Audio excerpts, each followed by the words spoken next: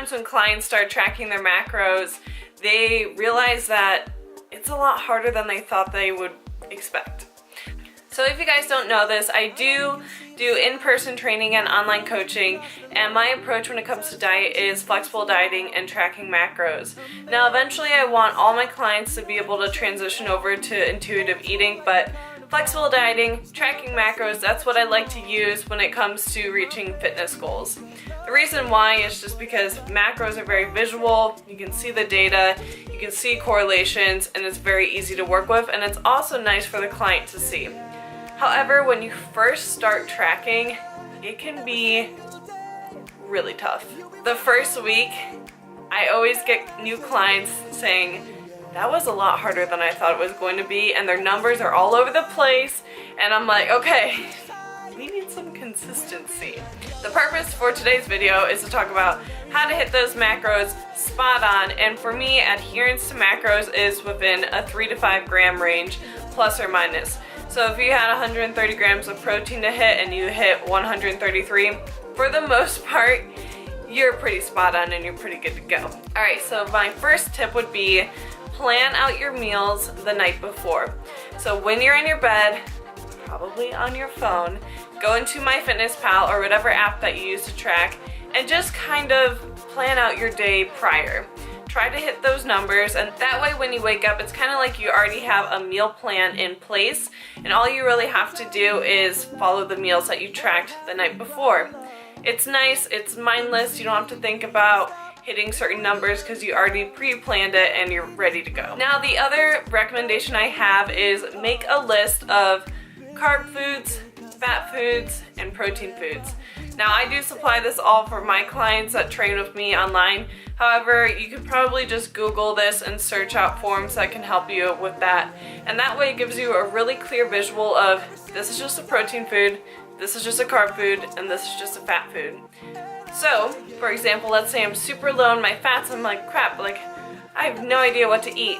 Pull out that list and then you'll have plenty of options of just fat foods to eat. And you'll have foods that like kind of overlay each other where they're very carb and fat dense, or foods that are carb and protein dense. However, having the individual columns will really help you see and kind of like fit in macros that you're missing. I get a lot of people who have issues hitting a higher amount of carbs. Well, if you have a carb list, choose what you feel like eating and it'll be a lot easier. You don't have to worry about the other two macros because that food is just carb dense.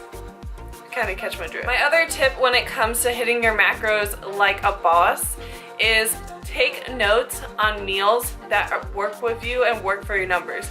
You don't have to get jazzy every day. You don't have to do these like fancy done up meals every day. No, stick to the basics, stick to clean whole foods, and it's super easy to track that way. For the most part, all you really need is a carbohydrate, a protein, and a fat source. You don't have to get crazy. You don't have to make like a fiesta bowl dish. You could just make it simple. You could do rice, some sort of veggie, and protein.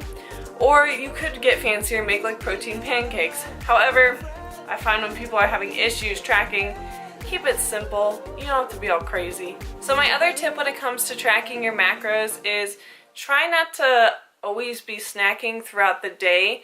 Have your structured meals in place, so depending on your life and your schedule, eat that 4 to 6 times per day or even 2 times a day.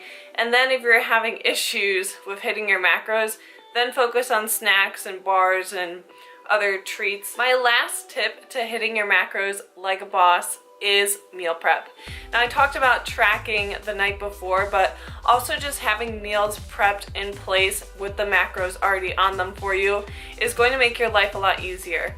I know that there's meal prep services out there like Icon Meals, Bite Meals, afford it, by all means do that, but your girl can't. So meal prep is always going to help you because it's convenient, it's already in place, and you know what you're getting. Hi Coda. Hi. Hi.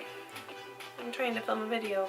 Take one night out of the week, do a quick little meal prep, and that way you're not stressed out at work or stressed out when you get home and you're hungry and ravenous and you just want to eat all the things. If you already have a meal in place that's going to fit your macros, it's going to make you feel a lot better and more consistent. And the more consistent you feel, the more likely you're going to hit your goal. So I hope that this video was helpful for you guys. I know tracking can be stressful at first, but keep in mind, the more you stick with it, the better you're gonna get. Everyone, when they first start tracking, it's a reality check, but it's also a learning process.